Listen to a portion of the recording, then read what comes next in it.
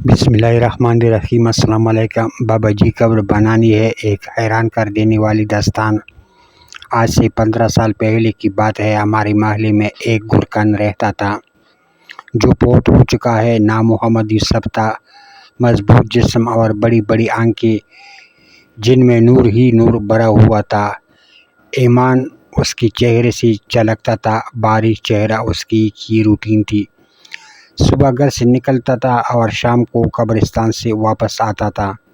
ہمیشہ راستے کے ایک طرف ہو کر چلتا تھا اور کسی کی طرف بری نظر سے نہیں دیکھتا تھا۔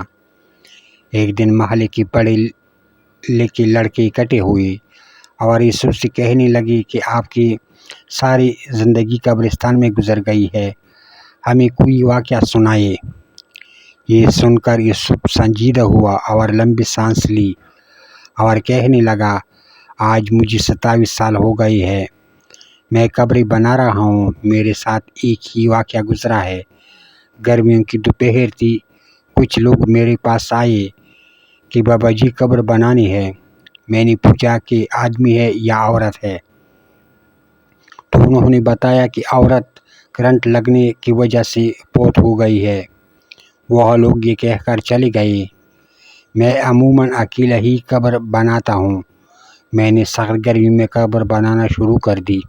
دوپہر 2-2:30 بجے تک قبر مکمل ہو گئی۔ قبر کو فائنل ٹچ دینے کے لیے میں نے قبر کے اندر کدال ماری تو مجھے ایسی آواز آئی جیسے کوئی شیشے کی چیز ٹوٹ گئی ہے، اور بس پھر خوشبو ہی خوشبو پھیل گئی اور قبر ٹھنڈی ہو گئی۔ میں قبر میں ہی لیٹ گیا۔ باہر سخت گرمی تھی، اندر قبر ٹھنڈک اور خوشبو سے بھری ہوئی تھی۔ اس سے میری روح تک خوش ہو گئی۔ میں حیرانی اور دہشت سے خاموش رہا۔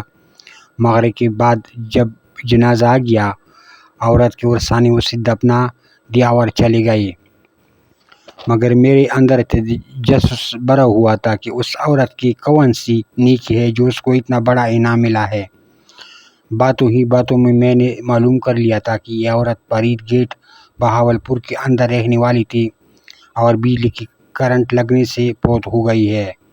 آبا و اجداد یہی کے رہنے والے تھے۔ میں پوچھتا ہوا فرید گیٹ پہنچ گیا اور عورت کے بارے میں معلوم ہوا کہ اس عورت کا خاوند کچھ عرصہ پہلے فوت ہو گیا تھا۔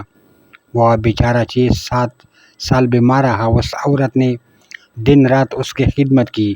خاوند کی شدید بیماری کے باوجود اس کے ساتھ بے وفائی نہیں کی اور دل و جان سے اس کی تیمارداری کرتی رہی۔ باوجود غربت کے اس کے محنت مزدوری کر کے کھانا کھلاتی رہی اور اپنے جذبات کو اپنے بیمار خاوند پر قربان کر دیا۔